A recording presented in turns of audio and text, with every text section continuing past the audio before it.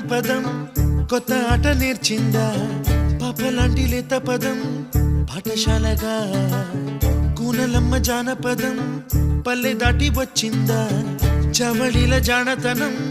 పాట చూపగా కుంచెలో దాగే చిత్రాలు ఎదురొచ్చేలా అంతటా ఎన్నో వర్ణాలు మంచులో దాగే చైత్రాలు బదులిచ్చేలా ఇంతలా ఏవో రాగాలు